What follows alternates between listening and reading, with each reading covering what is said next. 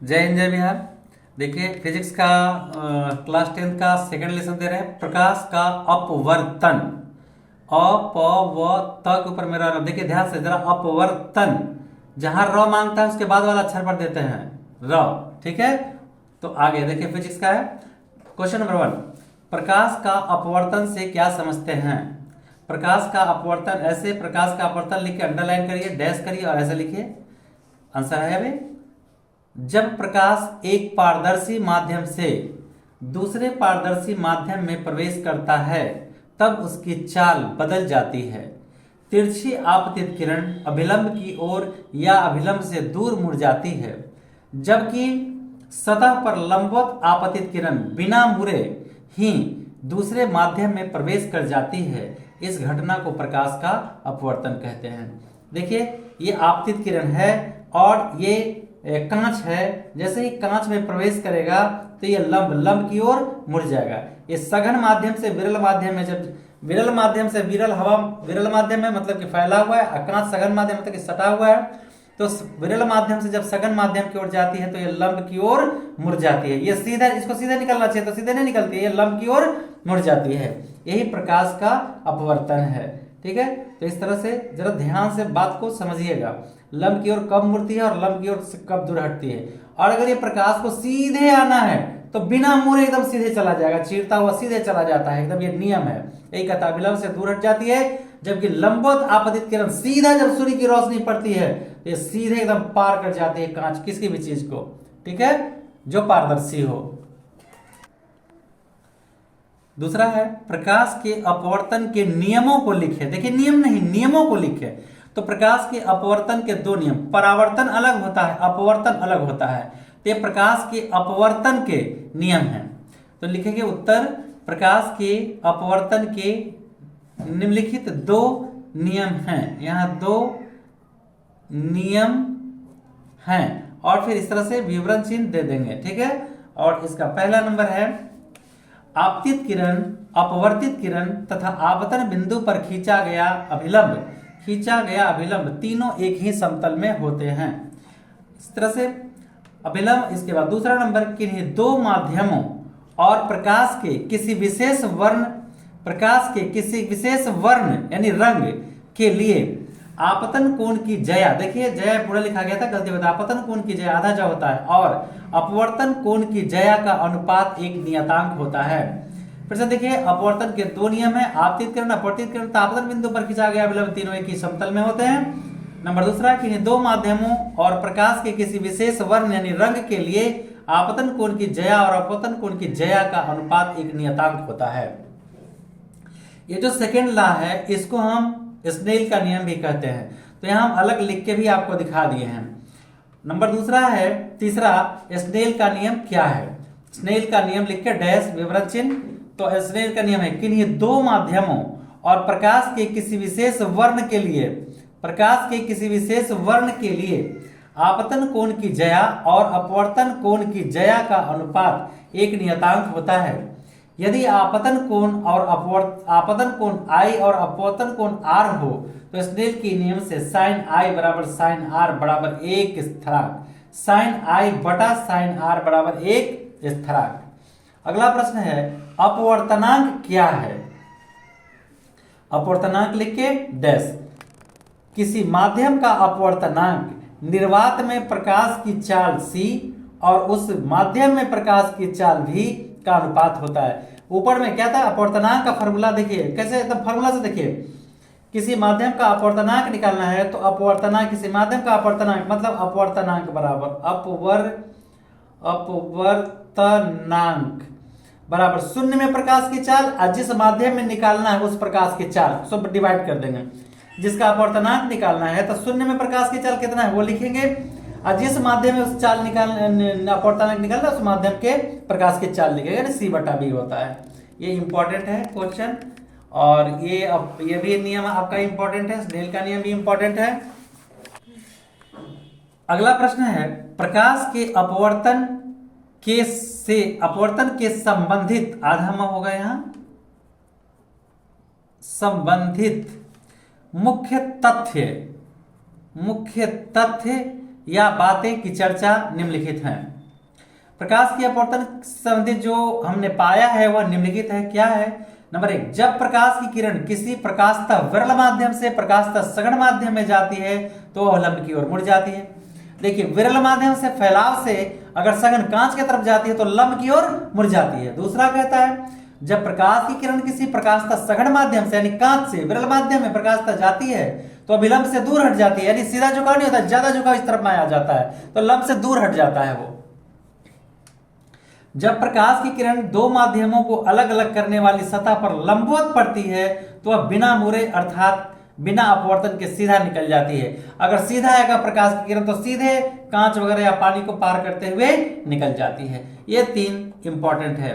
अगर पहला विरल से सघन में जाती है तो लंब की ओर मुड़ जाती है, सघन से विरल में जाती है तो लंब से दूर हट जाती है। अब यही है अगला, ये भी प्रश्न वे भी आई है, पानी से भरी बाल्टी की गहराई वास्तविक गहराई से कम प्रतीत होती है, क्यों? तो अगर हम जल्दी में बताना चाहेंगे तो ये प्रकाश की पानी से भरी बाल्टी की गहराई वास्तविक गहराई से कम मालूम पड़ती है। इसका मुख्य कारण है प्रकाश का अपवर्तन, यानी प्रकाश के अपवर्तन के कारण पानी में भरी पानी में रखी हुई छड़ी टेढ़ी दिखाई पड़ती है, पानी में रखा हुआ सिक्का ऊपर उठा हुआ प्रतीत होता है, ऐसा ही कुछ है। तो ऐसे वो तो जल्दी में बता देने का हुआ ना, लेकिन लिखना है आंसर इस तरह से।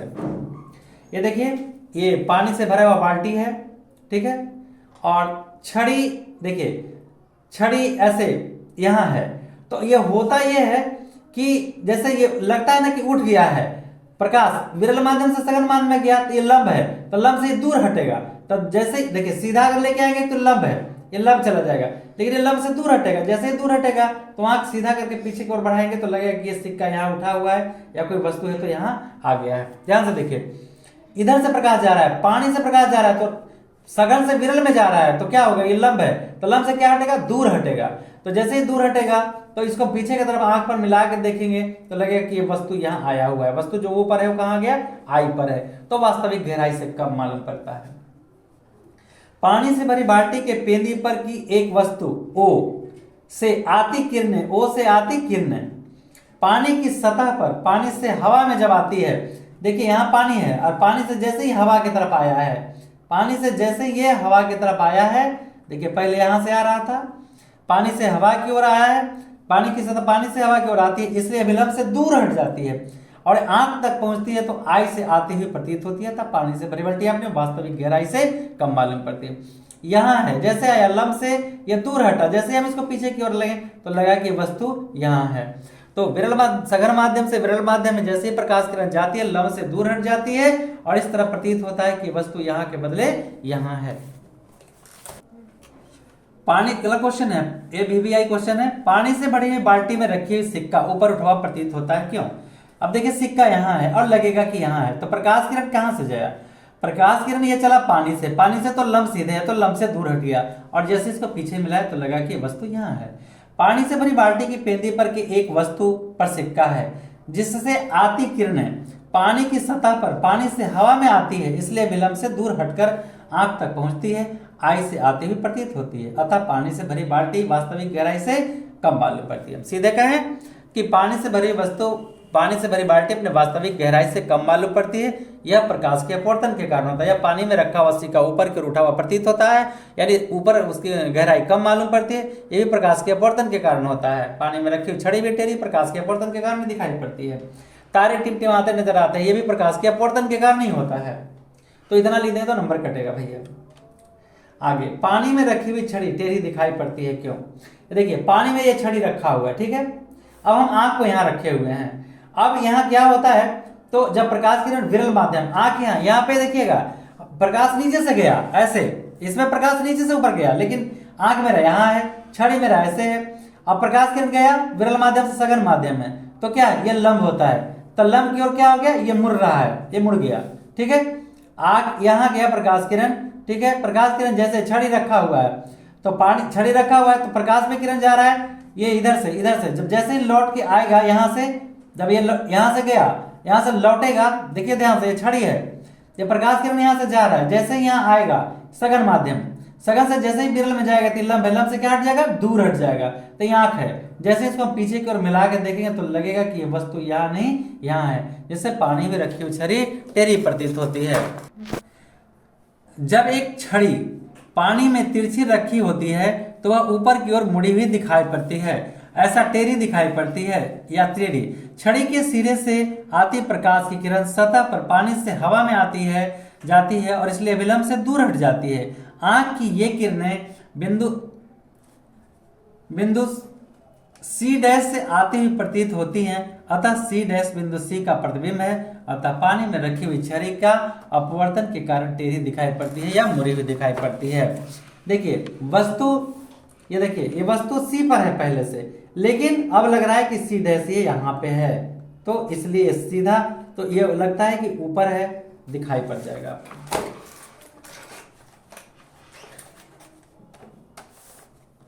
अगला है प्रिज्म। क्या है प्रिज्म? प्रिज्म क्या है? प्रिज्म किसी कोण पर झुके दो समतल पृष्ठों के घिरे, किसी कोण पर झुके दो समतल पृष्ठों के बीच घिरे किसी पारदर्शक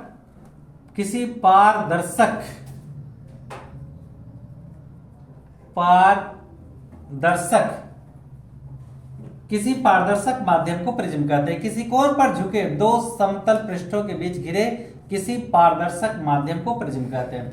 देखिए एक तल ऐसे होता है, ऐसे त्रिकोण ऐसे रहता है, और एक वो नीचे से रहता है, एक ऐसे रहेगा और एक इस पर से प्लेट पड़ा हुआ रहेगा, और ऊपर में भी ये त्रिभुज बना हुआ रहता है। देखिए इसको बनाने का तरीका थोड़ा हम आपको दिखा देते हैं। ये देखिए ये त्रिभुज बन रहा है, ये त्रिभुज हो गया। एक त्रिभुज हम नीचे ले लेते हैं और बस इसको कुछ नहीं करेंगे, इन सबों को मिला देंगे और आपको प्रिज्म बनके, ये देखिए प्रिज्म बनके तैयार हो गया। ठीक है, तो बहुत सिंपल है। अगला क्वेश्चन है लेंस क्या है? मुख्यतः कितने प्रकार के होते हैं? लेंस पारदर्शक पदार्थ का वह टुकड़ा है जो दो निश्चित ज्यामितीय सतहों से घिरा होता है। लेंस पारदर्शक पदार्थ का वह टुकड़ा है जो दो निश्चित ज्यामितीय सतहों से घिरा रहता है। लेंस मुख्यतः दो प्रकार के होते हैं, उत्तल लेंस एवं अवतल लेंस। देखिए प्रकार बहुत है, लेकिन लेंस मुख्य रूप से दो ही प्रकार के होते हैं। आगे हम बताएंगे, मैं लेंस मुख्य रूप से दो ही प्रकार के होते हैं। नंबर 1 उत्तल लेंस। उत्तल लेंस की दोनों सतहें बाहर की ओर उभड़ी होती है। उत्तल लेंस की दोनों सतहें बाहर की ओर उभड़ी होती है। देखिए उभड़ा हुआ है, ऐसे उभड़ा हुआ है, ये देखिए उत्तल लेंस है। और ये बीच में मोटा होता है, किनारों पर पतला होता है। तो मेन परिभाषा है ये, उत्तल लेंस के दोनों सतहें बाहर की ओर उभड़ी होती है, ठीक है। इसके बाद बीच की भाग मोटा होता है इसका। ये प्रकाश के केंद्र होता है, ये अक्ष कहलाता है। अवतल लेंस। अवतल लेंस की दोनों सतहें भीतर की ओर वक्रित होती है तथा यह किनारों की अपेक्षा किनारों पर बीच की अपेक्षा मोटी होती है। ये देखिए ऐसे, देखिए ऐसे, ये आपका अवतल लेंस, ये धंसा हुआ है, ये अवतल है। देखिए इसका फिगर दिया हुआ है, अवतल लेंस, ये ध्रुव है, ये मुख्य अक्ष हो गया, ये अवतल लेंस है। अगला है लेंस का मुख्य फोकस क्या है? लेंस का मुख्य फोकस, लेंस के मुख्य अक्ष के समानांतर और निकट प्रकाश की किरणें अपवर्तन के बाद मुख्य अक्ष के जिस बिंदु पर अभिसरित मिलती होती हैं या जिस बिंदु पर अपसरित होती हुई यानी मिलती हुई मालूम करती हैं, उस बिंदु को लेंस का मुख्य फोकस कहते हैं। लेंस के दो मुख्य फोकस होते हैं, f1 एवं f2, इन्हें से सूचित करते हैं। अब देखिए दो लेंस दो हो गया, अवतल लेंस एवं उत्तल लेंस। तो दोनों में अंतर, ये बहुत इंपॉर्टेंट है। अवतल लेंस एवं उत्तल लेंस में अंतर बताएं। उत्तल लेंस,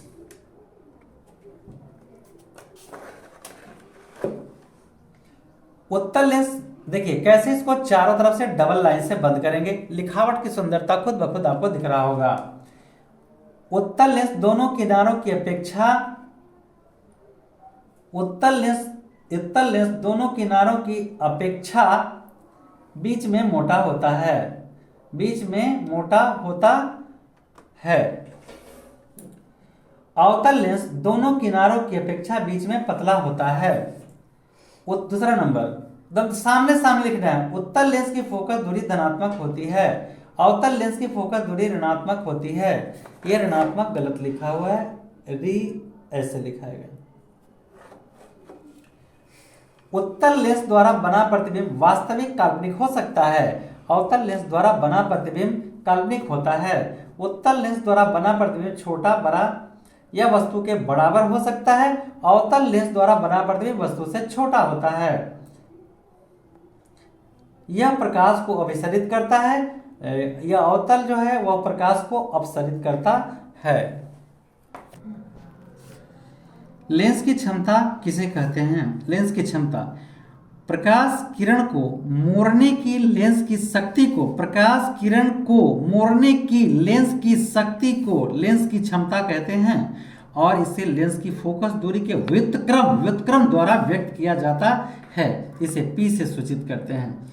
लेंस की क्षमता बराबर 1 बटा फोकस दूरी यानी P बराबर 1/f। इसका SI मात्रक मीटर के पावर -1, देखिए मीटर के पावर -1 होता है। फोकस दूरी देखिए फोकस दूरी मीटर में m लिखा हुआ है, फोकस दूरी मीटर में तथा लेंस की क्षमता P डायोप्टर में व्यक्त किया जाता है। 1D बराबर मीटर के पावर -1। लेंस की क्षमता का मात्रक डायोप्टर होता है, इसे D से सूचित करते हैं। ध्यान रखिएगा, लेंस की क्षमता का मात्रक डायोप्टर होता है, न कि SI मात्रक। अगर SI मात्रक पूछता है तो SI मात्रक होता है मीटर के पावर -1। लेंस की क्षमता का SI मात्रक मीटर के पावर -1। चलिए आगे है, प्रकाश किरण अभिलंब की ओर कब मुड़ जाती है? जब शून्येतर आपतन कोण पर आपतित प्रकाश की किरण विरल माध्यम से सघन माध्यम में जाती है तब वह अभिलंब की ओर मुड़ जाती है। प्रकाश किरण अभिलंब से दूर कब हट जाती है? जब शून्येतर आपतन कोण पर आपतित की किरण, प्रकाश की किरण सघन माध्यम से विरल माध्यम में जाती है तब वह अभिलंब से दूर हट जाती है। अगला क्वेश्चन है, विभिन्न माध्यमों में प्रकाश की चाल क्या होती है? उत्तर, विभिन्न माध्यमों में प्रकाश की चाल भिन्न भिन्न होती है यानी अलग अलग होती है और यह उस माध्यम की प्रकृति पर निर्भर करती है। निर्वात में प्रकाश की चाल कितनी होती है? निर्वात में प्रकाश की चाल 3 × 10⁸ मीटर प्रति सेकंड होती है। यह नोट है, किसी भी वस्तु द्वारा प्राप्त की जा सकने वाली महत्तम चाल इस चाल से कम होती है। अगला प्रश्न है 17, नहीं इसी में कहा, ये 17 नंबर सवाल है, हवा, जल, सीसा एवं हीरे में से किसका अपवर्तनांक अधिक होता है? आंसर है हीरे का। प्रकाश की चाल अधिक कब होती है? आंसर, जिस माध्यम का अपवर्तनांक कम होता है उसमें प्रकाश की चाल अधिक होती है। जिस माध्यम का अपवर्तनांक कम होता है उसमें प्रकाश की चाल अधिक होती है। आपेक्षिक अपवर्तनांक क्या है?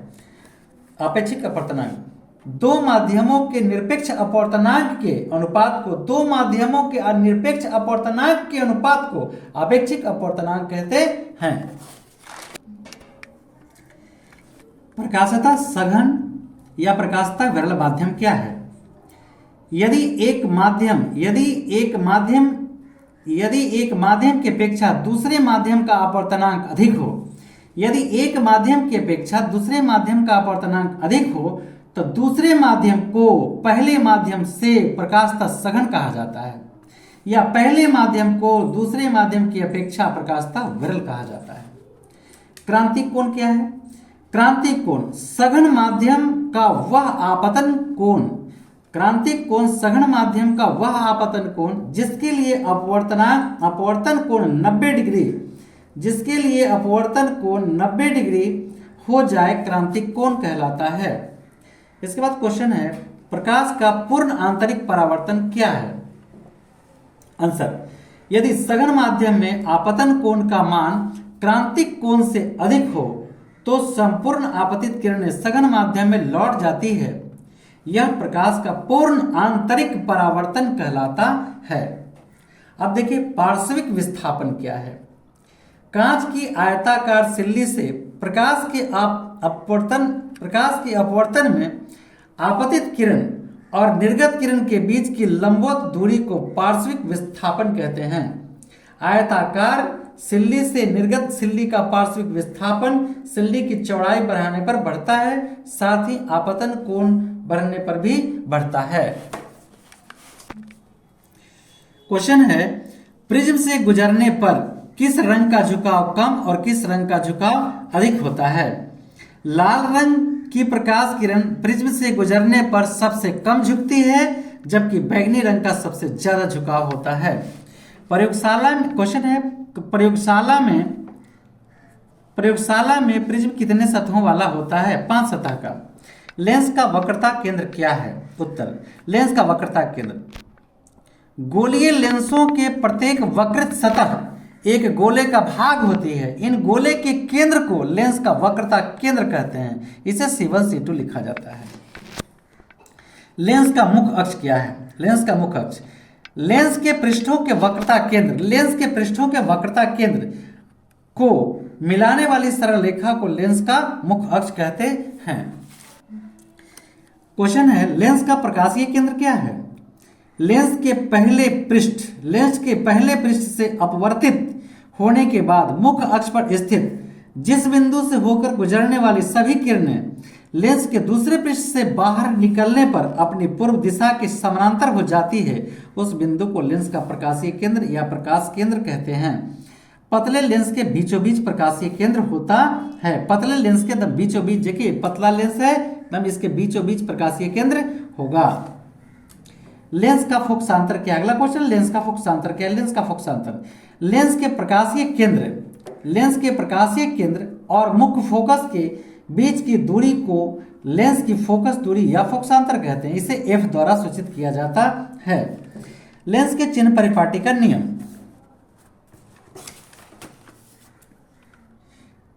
लेंस के प्रकाश केंद्र पर मूल बिंदु होता है। ये देखिए, ये लेंस है, ये लेंस के कोई भी अवतल हो या उत्तल हो, लेंस का यही मूल बिंदु पर प्रकाशीय केंद्र P होता है। लेंस के प्रधान अक्ष पर आपतित किरण की दिशा एक्स अक्ष होती है। देखिए ये प्रधान अक्ष है, ये एक्स अक्ष पर होता है। वाई अक्ष लेंस के प्रकाश केंद्र से गुजरने वाले था एक्स अक्ष पर लंबवत होता है।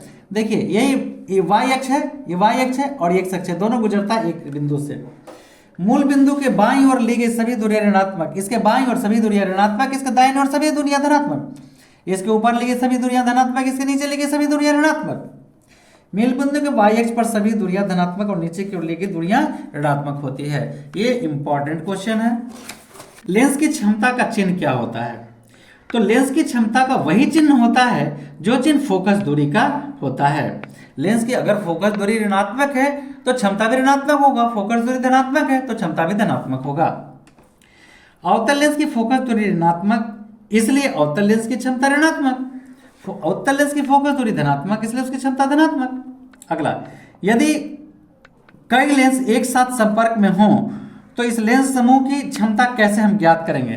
तो इस लेंस समूह की क्षमता सभी का हम अलग अलग P निकाल देंगे, यानी क्षमता निकाल देंगे और सबको प्लस कर देंगे तो लेंस की क्षमता निकल जाएगी। क्वेश्चन है, वायु में गमन करते हुए प्रकाश की एक किरण जल में तिरछी प्रवेश करती है तो होने वाले परिवर्तन को समझाइए। जैसे ही किरण जल में प्रवेश करती है इसकी चाल कम हो जाती है। इस कारण तिरछी आपतित किरणें सीधे नहीं जाती बल्कि आपतन बिंदु पर लंब की ओर मुड़ जाती है। अपवर्तन कोण का मान आपतन कोण से छोटा होता है। दर्शाया गया है, ये हवा से जैसे ही ये पानी में प्रवेश करता है तो देखिए ये सीधा लंब है, तो ये कौन से सीधे, तो ऐसे निकलना चाहिए था सीधे इसको, लेकिन ये लंब है इसलिए लंब की ओर मुड़ गया। चित्र दिखा देंगे तो ज्यादा अच्छा होगा, चित्र भी साथ होना चाहिए। अगला प्रश्न है, पानी का अपवर्तनांक 1.33 है, इसका क्या मतलब होता है? पानी का अपवर्तनांक 1.33, इसका अर्थ यह है कि निर्वात में प्रकाश की चाल तथा पानी में प्रकाश की चाल का अनुपात 1:33 यानी 1:33 है। शून्य में प्रकाश की चाल इतना है, कांच में प्रकाश की चाल इतना है, इसका अपवर्तनांक, कांच का अपवर्तनांक बराबर निर्वात में चाल और कांच में चाल, तो इस तरह से कट के 1.5 आया है। अगला क्वेश्चन है, जब प्रकाश की किरण सघन माध्यम से विरल माध्यम में जाती है तब अपवर्तन कोण का मान आपतन कोण से छोटा होता है या बड़ा? तो बड़ा होता है। जब आपतन कोण 0 डिग्री हो तो अपवर्तन कोण का मान 0 डिग्री होता है। ये आंसर हो गया। हीरा चमकता क्यों है? हीरे में आंतरिक परिवर्तन होता है, आंतरिक परावर्तन होता है। हीरे में पूर्ण आंतरिक परावर्तन होता है। हीरे में पूर्ण आंतरिक परावर्तन, हीरे में पूर्ण आंतरिक परावर्तन होता है, जिसके कारण हीरा चमकता है। हीरे का अपवर्तनांक 2.42, इससे क्या समझते हैं? हीरे का अपवर्तनांक 2.42, इसका अर्थ यह है कि हीरे में निर्वात की अपेक्षा 2.42 गुनी धीमी चाल से चलता है। वायु में इसका क्रांति कोण बहुत कम है, जिसके कारण पूर्ण आंतरिक परावर्तन होता है, जो इसकी चमक का कारण है। तो हीरे में चमक का मुख्य कारण होता है कि हीरे में पूर्ण आंतरिक परावर्तन होता है।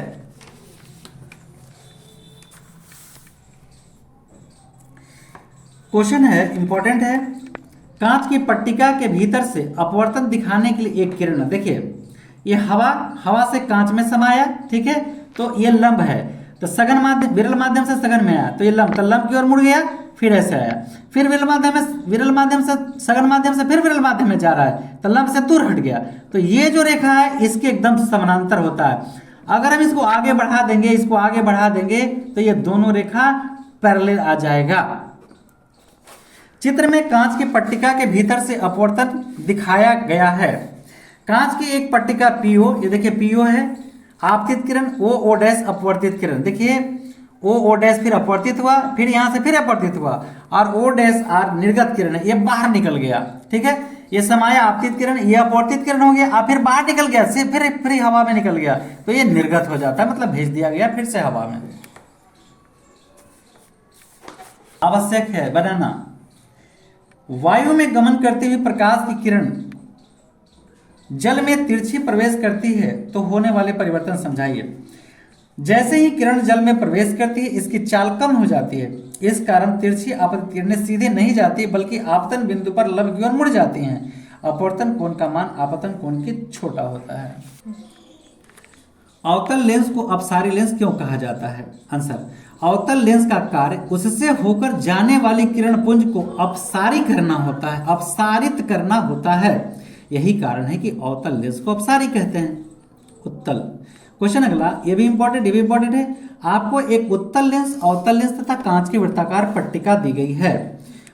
उनकी सतहों को बिना छुए आप उनमें अंतर कैसे करेंगे? इनका पहचान करने के लिए हम इन्हें बारी बारी से अपने हाथ से पकड़कर, मतलब डंटी को पकड़कर किसी पुस्तक के छपे अक्षर के निकट ले जाएंगे और इस अक्षरों को देखेंगे। यदि पुस्तक नंबर 1, यदि पुस्तक के छपे अक्षर अपने वास्तविक आकार से छोटा दिखाई पड़ते हैं तो दर्पण अवतल है, क्योंकि अवतल में छोटा प्रतिबिंब बनता है। यदि पुस्तक के छपे अक्षर अपने वास्तविक साइज के बराबर दिखाई पड़ते हैं तो यह कांच की पट्टिका है। तीसरा है, यदि पुस्तक के छपे अक्षर अपने वास्तविक आकार से बड़े दिखाई पड़ते हैं तो यह उत्तल है, क्योंकि उत्तल में छोटा बड़ा बराबर सब बनाता है। तो पट्टी को हटा के देखेंगे, अगर बड़ा बन रहा है तो ये उत्तल होगा, छोटा बनेगा, अवतल होगा, बराबर रहेगा तो ये कांच का प्लेट होगा। जरा क्वेश्चन में हम एक डाउट है, अवतल लेंस को अपसारी, हम फिर दूसरा आंसर दे रहे हैं। ये क्वेश्चन है, उत्तल लेंस को अभिसारी क्यों कहते हैं? उत्तल लेंस को अभिसारी क्यों कहते हैं? तो ये आंसर है, उत्तल लेंस का कार्य उससे होकर जाने वाली किरण पुंज को अभिसरित करना है। यही कारण है कि उत्तल लेंस को अभिसारी लेंस कहा जाता है। अगला प्रश्न है कि अवतल लेंस को अपसारी क्यों कहते हैं? तो ये आंसर है, अवतल लेंस का कार्य उससे होकर जाने वाली किरण पुंज को अपसारित करना है। यही कारण है कि अवतल लेंस को अपसारी लेंस भी कहा जाता है। यह दोनों क्वेश्चन इंपॉर्टेंट है, आ चुका है परीक्षा में। अवतल लेंस का उपयोग लिखें। अवतल लेंस के निम्नलिखित 2 उपयोग। अवतल लेंस का उपयोग नेत्र के निकट दृष्टि दोष को दूर करने के लिए व्यवहार किया जाता है। दूसरा, प्रकाशीय यंत्रों में अवतल और उत्तल दोनों मिला के बनाया जाता है, इसलिए हम ये भी कह सकते हैं कि अवतल लेंस का उपयोग क्या है, प्रकाशीय यंत्रों में भी किया जाता है। उत्तल लेंस का उपयोग लिखे। उत्तल लेंस के निम्नलिखित 2 उपयोग हैं। उत्तल लेंस का उपयोग नेत्र के दूर दृष्टि दोष को दूर करने के लिए व्यवहार किया जाता है। दूसरा, प्रकाशीय यंत्रों में उत्तल तथा अवतल दोनों लेंस का संयोग होता है, इसलिए हम प्रकाशीय यंत्र में भी उत्तल लेंस का उपयोग करते हैं। अगला है प्रिज्म। क्वेश्चन है, प्रिज्म से होकर प्रकाश की अपवर्तन का किरण आरेख खींचें। तो देखिए किरण आरेख खींचा हुआ है, चित्र में प्रिज्म से होकर जाने वाले प्रकाश किरण को दिखाया गया है। एबीसी त्रिभुज प्रिज्म है जिस पर पीक्यू आपतित किरण, क्यूआर अपवर्तित किरण है और ये कोण का विचलन दिखाया गया है। उत्तल लेंस का द्वितीय मुख्य फोकस क्या है? देखिए चित्र बना हुआ है, चित्र दिख रहा है, चित्र दिख रहा है। ये देखिए वो प्रकाशीय केंद्र है P। उत्तल लेंस का द्वितीय फोकस, यदि प्रकाश की तिरछी किरणें उत्तल लेंस के, देखिए यहाँ है उत्तल लेंस का द्वितीय मुख्य फोकस क्या है। देखिए यहाँ उत्तल लेंस का द्वितीय मुख्य फोकस, ये देखिए यही आंसर है। यदि प्रकाश की किरणें किसी उत्तल लेंस के मुख्य अक्ष के समानांतर आपतित हों तो वे लेंस से अपवर्तित होकर मुख्य अक्ष पर लेंस के दूसरी ओर स्थित जिस निश्चित बिंदु से होकर जाती हैं उस बिंदु को उस उत्तल लेंस का द्वितीयक फोकस कहा जाता है। इसे F से सूचित करते हैं। यह फिर प्रश्न है अवतल लेंस का द्वितीय मुख्य फोकस क्या है? ये आंसर है यदि प्रकाश की किरणें किसी अवतल लेंस के मुख्य अक्ष के समानांतर आपतित हों तो अपवर्तित किरणें जिस निश्चित बिंदु पर F2 से होकर आती हुई प्रतीत होती हैं उस बिंदु को अवतल लेंस का द्वितीय मुख्य फोकस कहते हैं। ये इंपॉर्टेंट है। उत्तल लेंस की फोकस दूरी निकालने के लिए एक विधि का वर्णन करें। देखिए बनाए हुए फिगर, और एक उत्तल लेंस असर है, एक उत्तल लेंस को लेकर उसे सूर्य की ओर करके रखते हैं। एक कागज के टुकड़े को लेकर उसे लेंस के समीप इस प्रकार से रखते हैं कि लेंस कागज तथा सूर्य के बीच हो। लेंस को अब धीरे धीरे कागज से दूर हटाते हैं। लेंस की एक विशेष स्थिति पर कागज पर एक चमकीला तीक्ष्ण बिंदु दिखाई पड़ता है। यह चमकीला तीक्ष्ण बिंदु, देखिए यह तीक्ष्ण लिखा हुआ है, तीक्ष्ण बिंदु दिखाई पड़ता है। यह तीक्ष्ण चमकीला बिंदु कागज पर बना सूर्य का प्रतिबिंब है। इस स्थिति में कागज तथा लेंस के बीच की दूरी उत्तल लेंस के फोकस दूरी का मान देता है। देखिए यही तीक्ष्ण है, यही पॉइंट पर। अगला क्वेश्चन, किस प्रकार निकट रखी वस्तुओं और दूर रखी वस्तुओं को देखने के लिए पक्षमाभी पेशियां अभिनेत्र लेंस की फोकस दूरी को समायोजित करती है, मतलब आंख को सिकोड़ना और फैलाने को कहते हैं। तो आंसर है जब हम किसी नजदीक की वस्तु को देखते हैं तब सिलियरी मांसपेशियां संपीड़ित हो जाती हैं और विभिन्न प्रक्रियाओं के कारण लेंस फूल जाता है। इस स्थिति में मानव नेत्र की फोकस दूरी कम हो जाती है और उस नजदीक की वस्तु का प्रतिबिंब भी उतनी ही दूरी पर स्थित रेटिना पर बनता है और हम वस्तु को स्पष्ट देख पाते हैं। फोकस दूरी को बदलने की इस प्रक्रिया को समंजन क्षमता कहते हैं। इस समंजन की भी एक सीमा है। आंख के लेंस की एक न्यूनतम फोकस दूरी होती है जब वह अधिकतम खुला रहता है। इसलिए यदि इस वस्तु को आंखों को बहुत नजदीक से ले आया जाए तो हम उसका प्रतिबिंब रेटिना पर नहीं बना सकते हैं और वह वस्तु से स्पष्ट नहीं दिखेगी वह वस्तु। तो जैसे कैसे धूप से हम गर्मी धूप से अगर हम ठंडे में आते हैं तो कुछ दिखाई नहीं पड़ता है, तो हम आंख को क्या करते हैं, थोड़ा देर के लिए रिलैक्स देते हैं, तो आंख फैला हुआ है तो सिकुड़ते हैं, तब जाके फिर दिखाई पड़ने। जैसे ही हम ठंडे से धूप की तरफ जाते हैं तो ठंडा में आंख का सिकुड़न होता है, सिकुड़न रहता है, लेकिन धूप में जाते जाते तो चमकीला फैलाव होता है, तब जाके दिखाई पड़ता है। तो इस तरह से यही एक मोटा मोटी अंदाजता है। ये क्वेश्चन भी इंपॉर्टेंट है, आप इसे हम कंप्लीट कर लेंगे। जरा इस फिगर को देखिए। क्वेश्चन यहाँ पर ऐसा होगा, लेंस तथा उत्तल लेंस तथा फोकस के बीच जब वस्तु हम रखते हैं तो प्रतिबिंब कहाँ और किस प्रकार का बनेगा। उत्तल लेंस और फोकस के बीच हम वस्तु को रख के दिखाते हैं। देखिए ये उत्तल लेंस है, एफ और एफ ऐसा भी। तो उत्तल लेंस और फोकस के बीच, उत्तल लेंस और फोकस के बीच जैसे ही हम वस्तु को रखेंगे प्रकाश किरण जाएगा, टकराएगा और ऐसे परावर्तित हो जाएगा, ठीक है। और दूसरा प्रकाश किरण सीधा यहां से चलेगा और इस तरह जैसे हम इसको पीछे की ओर बढ़ाएंगे ये किसी बिंदु पर आके मिल जाता है। ये देखिए, ये देखिए यहां ध्यान से, ये लेंस है, लेंस का ये प्रकाशीय केंद्र है, यहां वस्तु रखे, प्रकाश किरण गया, टकराया और फोकस से परावर्तित हो गया। दूसरा प्रकाश किरण यहाँ से वक्रता केंद्र से होकर के गया है और जैसे इसको पीछे की ओर मिला दिए यही वस्तु बना है। इस तरह कहेंगे कि उत्तल लेंस में जब वस्तु प्रकाशीय केंद्र और फोकस के बीच में हो तो प्रतिबिंब दर्पण के बाईं प्रतिबिंब वस्तु की ओर काल्पनिक सीधा तथा वस्तु से बड़ा बनेगा। प्रतिबिंब वस्तु की ओर काल्पनिक सीधा तथा वस्तु से बड़ा बनेगा।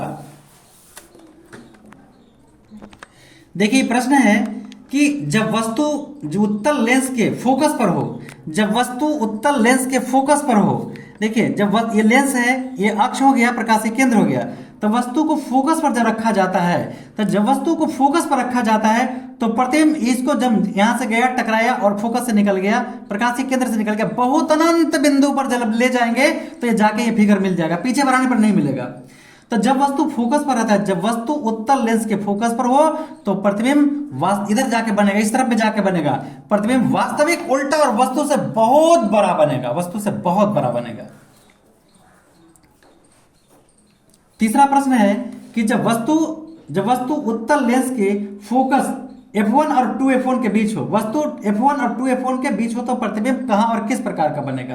तो देखिए ये लेंस हो गया, प्रकाश मुख अक्ष हो गया, ये प्रकाशीय केंद्र हो गया, तो वस्तु को F1 और 2F1 के बीच में रखे, प्रकाश किरण गया, टकराया और टकराने के बाद फोकस से होता हुआ निकल गया।